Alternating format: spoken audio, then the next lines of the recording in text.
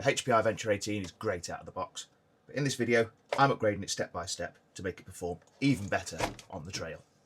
This build has been very kindly sponsored by Injora. They've sent over a care package of parts for this truck. Let's see what we've got. We've got some steely bead blocks in 1-inch size. They have the aluminium rings, brass steering knuckles, stainless steel links and steering links, brass diff covers, a full bearing set, a servo mount, brass C-hubs, and from my parts bin I've got an Injora 11 kilo servo and some brand new Mavericks tyres. As you can see by the mud on the tyres, I've already had this out on the trail. I'll put that footage up now. Here we are then guys, fresh out the box. As you can see, the tyres are spotless, the lights are on, the steering works, we can go forwards and backwards, and we've got a working 2-speed. We are currently on 2S, but I have bought a little 3S pack with me. I've tried this on 3S at home, and I'll be honest with you, it's absolutely insane. I'd say it's probably quicker than my little brushless granite grom that I've got for like skate park bashing with the lad. I'd say it's as quick as that. It's just completely mental, unnecessary. But we'll test it and show you what I mean. Test it out, see how it is stock. I've seen lots of reviews on this, I'm sure you have as well. So I'm not going to go too in depth of what it does and how it does it, but let's just have a little comparison between the stock version here and the upgraded one in the future.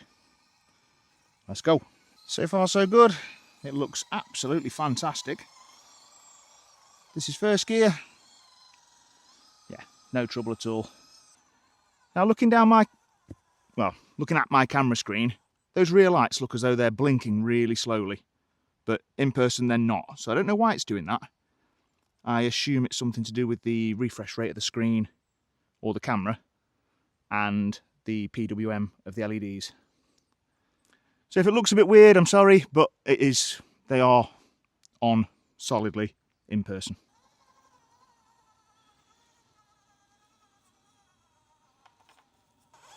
Looks like we caught on the wing mirror there. Is it still on? Looks it. Let's see how it copes with these roots. Wet roots can be a challenge sometimes for, well, the tyres mainly, but ground clearance, especially on a straight axle rig like this. Obviously with portals you get another 10 to 15 mil of ground clearance, but straight axles you don't. But straight axles are more scale. Oh, just notice you can see the little, if you can see it in there, see the little outrunner motor there. That's cool, I like seeing that.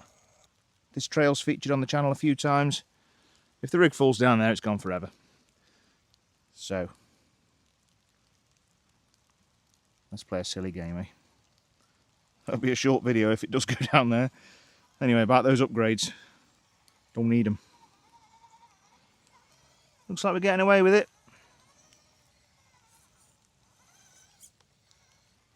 Couple more risky rooty sections and then we'll get onto the speed test.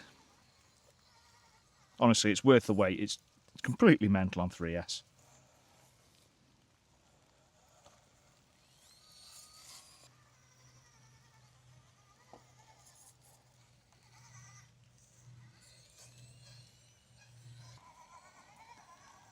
Saying this is straight out the box, it's a decently capable little thing. As long as you pick your lines and be aware of the straight axles.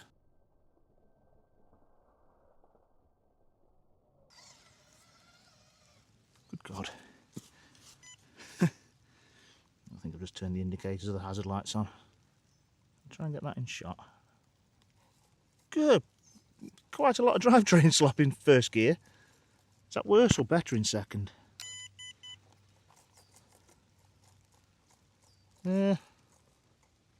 Actually in second. Yeah. Marginally better in second. Awful. The speed test. This is 2S and gear 1, slow speed. I'd say I'm at a steady walk. And this is second gear.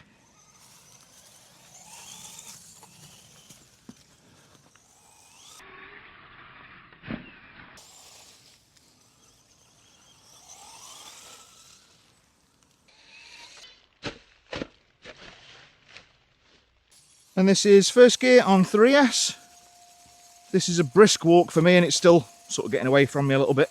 And this is 3S, second gear.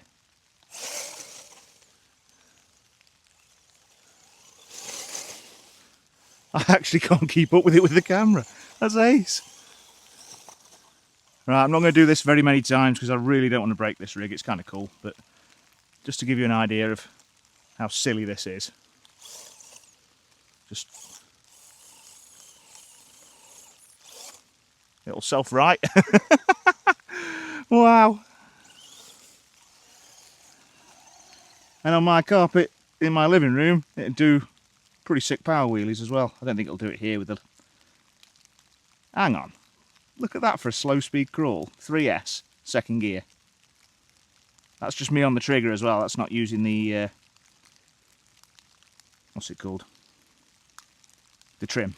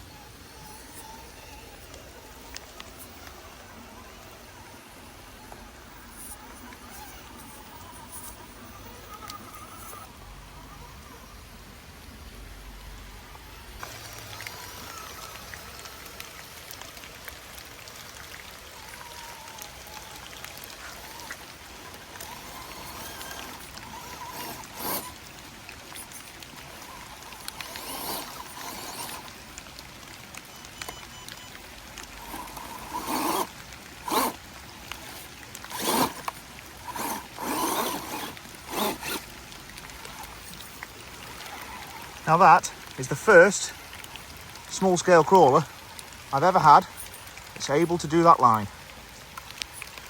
And I think that's purely down to the wheel speed and probably the fact it's a Lexan body with very little weight up high. Super capable, he says. There we go. Great truck out of the box, but I think with a little bit more weight down low and bias towards the front, we'll see a bit more performance out of this. Let's get into it.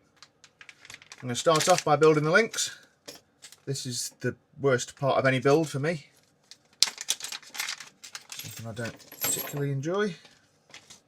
So we've got a full set of links for the axles, and in a separate bag we've got steering link and drag link.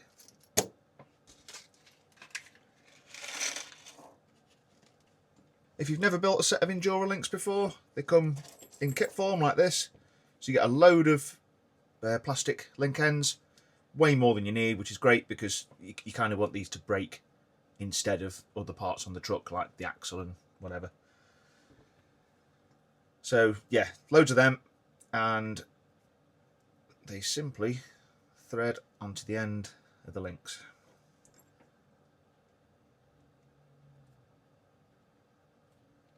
I find with the shorter ones, and the bent ones are not too bad because you can sort of hold them by the bend and twist them on, but the straight ones are quite slippy. Get the two link ends on and just start twisting.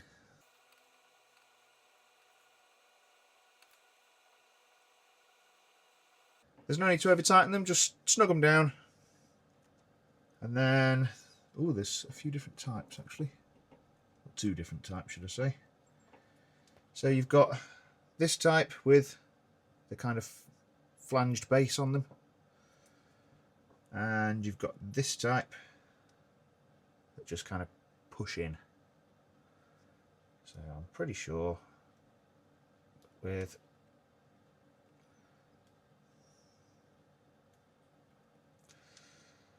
a pair of wooden thumbs you'd probably manage it.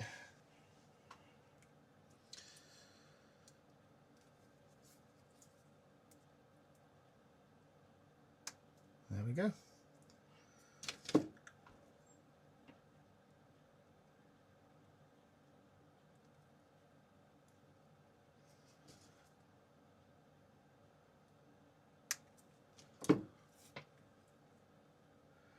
That's one done. I'll go away and I'll do the rest.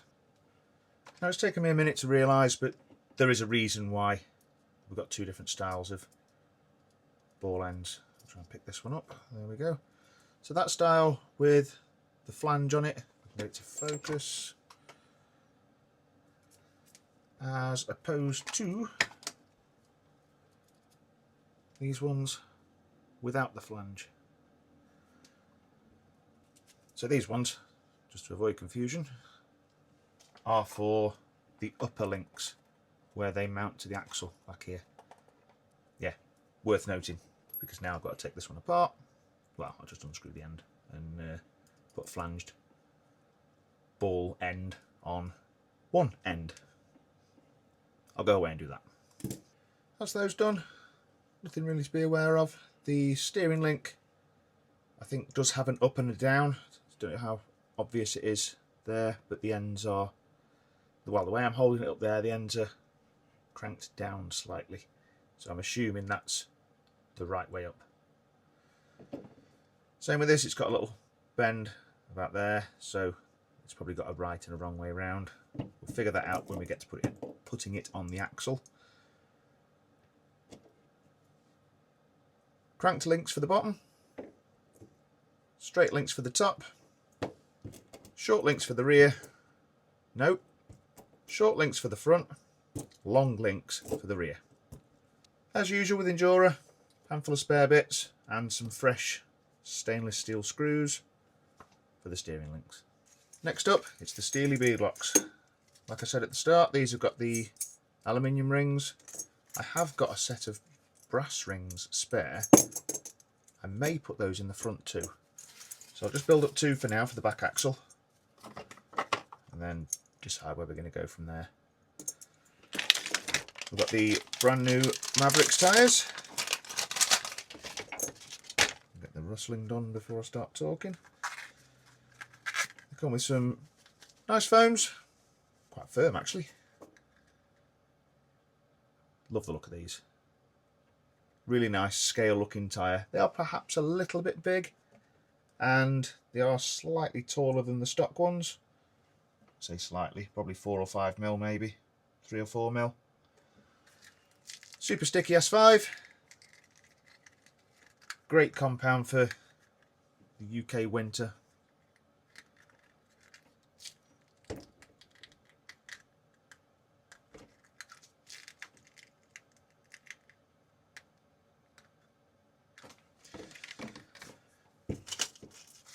Wheels come with a full set of stainless steel hardware. Let's put them together. And there we go. As you can hear, the wheels are vented. I've never had Injora wheels that are vented before, but yeah, first time for everything, that's fine.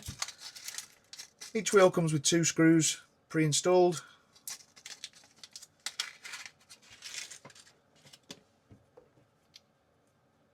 So you've got to get the next 4 out of the little bag and put them in.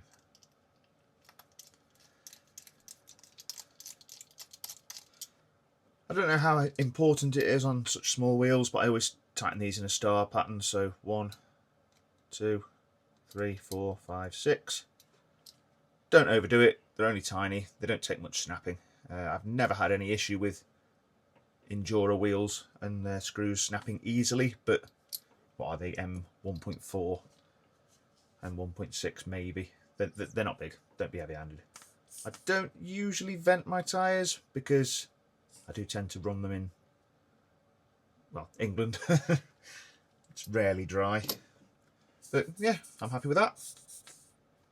Look good. Let's get the rest of them done. Got the wheels done. I did decide to put the brass rings in the front and the aluminium rings in the rear. There's not an enormous amount of difference in the weight. So a little tip, whenever I build these up, I always put a little scratch mark somewhere.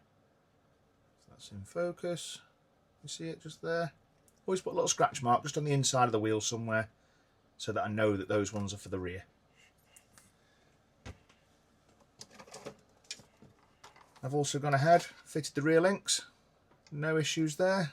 I've gone through the back axle, fitted the bearings in each end and the bearings either side of the diff. Just about to get into the front axle, change the bearings in there.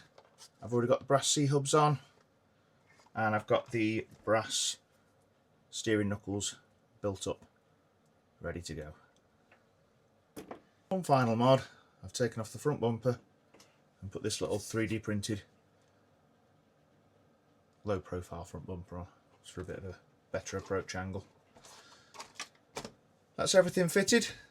The only part I've not used is the rear diff cover. I don't see the point in adding any weight to the rear. Speaking of weight, I weighed this before the mods and it came in at 513 grams with the battery. And I've just weighed it again and it's come in at 619 grams, including the battery. So that's an addition of 106 grams of weight, mostly on the front axle. I'd imagine these wheels have added a little bit to the rear as well. I don't have a set of fancy pants Sky RC 4-corner scales. Maybe I should get some. I'm going to check this over, make sure it all works, and then I'm going to hit the trail. Let's go. We're at the usual test spot. Let's see how it gets on. Now I'm guessing, with the rainfall we've had the last couple of weeks, that the water level here has been quite high, because we've got an extra tree on the ground. And everything's extra slick.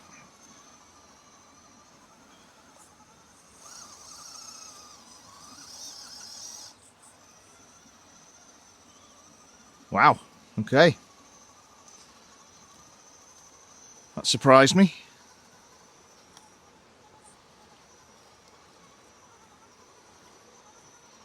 Well, it made that climb look easy. Let's see how it does with the roots.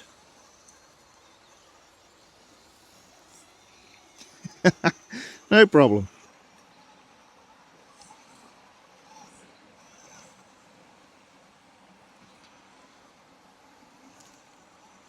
Well, I mean, it did well before, but yeah, that was easy.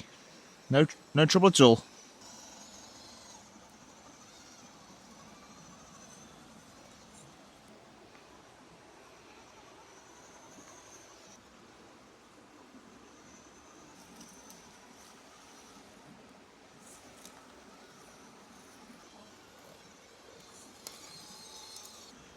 Well, that was too easy, so we're going to run it back in reverse.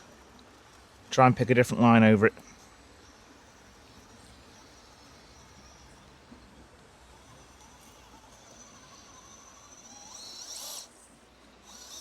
Caught up on that slider.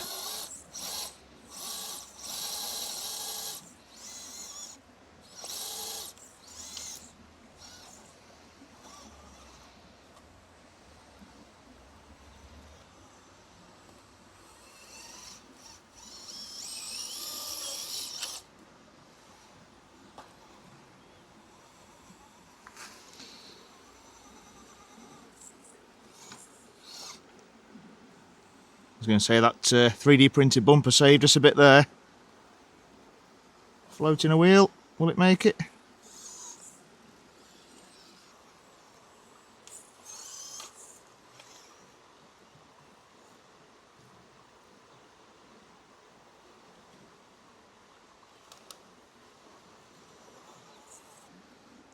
Leaning on that rock a bit there. Oh, look at that tyre. He's still done it though. Easy.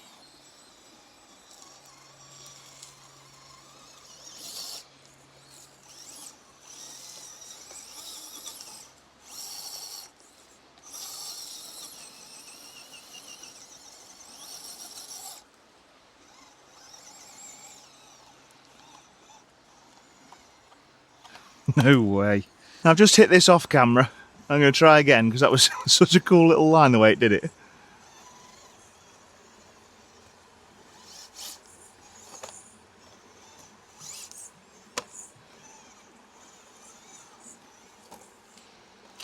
Yeah, it didn't do that last time.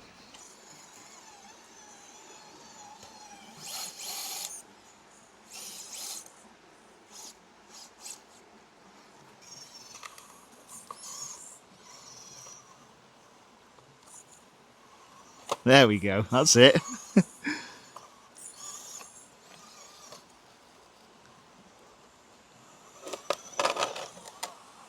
Sorry about the wing mirrors, brother.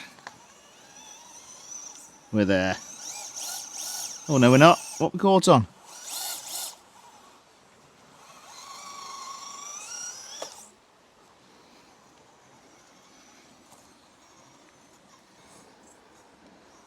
Sorry for the phone shadows.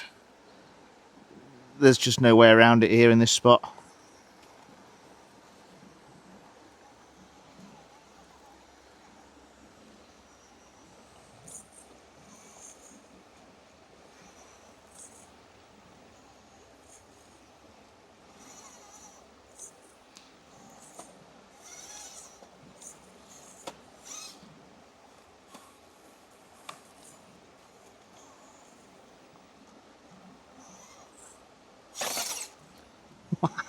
Wow.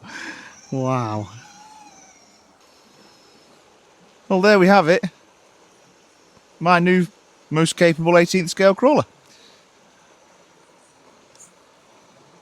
So what do you think?